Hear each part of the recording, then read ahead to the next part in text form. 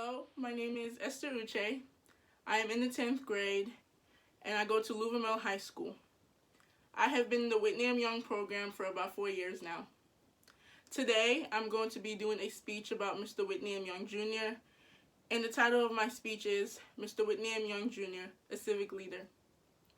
I dedicate this speech to Miss Karen Edwards Hunter. She was a wonderful teacher. She made me and everyone else in the room feel comfortable. Plus, she used to like to crack jokes. So she would be greatly missed. Did you know that Mr. Whitney Young Jr. and Mr. Martin Luther King Jr. would often collaborate? Well, I didn't know until we had to write a speech and research about Mr. Whitney Young Jr. Now, once I heard the word speech, I started shaking, y'all. I was trembling. I was sweating, palms sweating. I was not ready for this speech until I started researching and I found so many interesting information about Mr. Whitney Young Jr. Mr. Whitney Young Jr. was a civil rights advocate, and he wanted to make ways for blacks in the United States to have equal rights and opportunities. He had a strong foundation from his childhood, his family, his education, his leadership roles, and his accomplishments. And those are what made him who he was. And that is what I am going to be informing you about in this speech today. First, we're going to dig into his family life, meaning his childhood and his family. According to a brochure by Lincoln Foundation, Mr. Whitney Young Jr. was born on July 31st, 1921, in Lincoln Ridge, Kentucky. He spent most of his youth on the historic Lincoln Institute campus in Lincoln Ridge. He also attended that same Lincoln Institute, which was a black boarding school that existed from 1912 to 1966. His parents were Mr. Whitney Young Sr. and Laura Ray Young. His father was the first black president of the Lincoln Institute, and his mother was a teacher.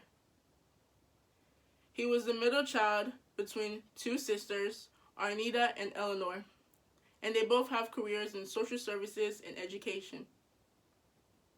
He married his college sweetheart, Margaret Buckner, on January 2nd, 1944, after graduating from the Kentucky State College. His wife was an author, she was a civic leader, and she was an educator. They had two daughters, Marcia Canteriella and Laurel Castile. Next, we're going to dig into his education. What degrees did he have? What colleges did he go to? Well, he graduated as valedictorian from the Lincoln Institute in 1937. He also got his Bachelor's of Science degree from Kentucky State College. He then enlisted in the segregated United States Army, and he served until 1946.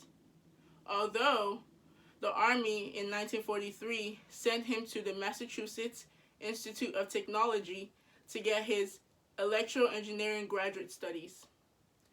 After his discharge, he went to get his Master's of Social Works degree from the University of Minnesota in 1947. And then he completed his postgraduate year at Harvard University on a Rockefeller grant. Thirdly, we have now accomplished that Mr. Whitney Young Jr. was a very smart and a knowledgeable man. So he had many accomplishments, but here are just a few. He was an author to 2 books, Beyond Racism, Building an Open Society, and To Be Equal. In 1961, he was appointed the executive director of the National Urban League. According to an article by Britannica, the National Urban League grew from 60 to 98 affiliates under his control. The National Urban League also helped bridge the gap between white political and business leaders and poor blacks and militants.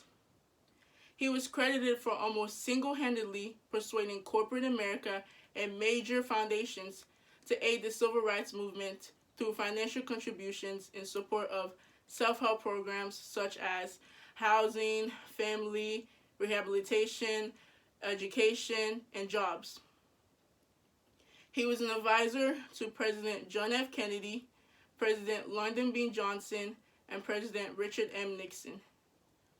According to blackpast.org, he called for the Domestic Marshall Plan, which was a program to help get rid of poverty and deprivation amongst African Americans. He was awarded the Presidential Medal of Freedom from President Lyndon B. Johnson in 1968. Unfortunately, Mr. Whitney M. Young Jr. died on March 11, 1971, in Lagos, Nigeria. He was believed to have drowned while swimming. In conclusion, Mr. Whitney M. Young Jr. was a smart and knowledgeable man. He had many accomplishments, and he had a loving family as his backup. Mr. Whitney M. Young Jr. was a civil rights advocate, and he wanted to make ways for blacks in the United States to have equal rights and opportunities. He had a strong foundation from his childhood, his family, his education, his leadership roles, his accomplishments, and those are the things that made him who he was, and that is what I have informed you about in this speech today. Thank you.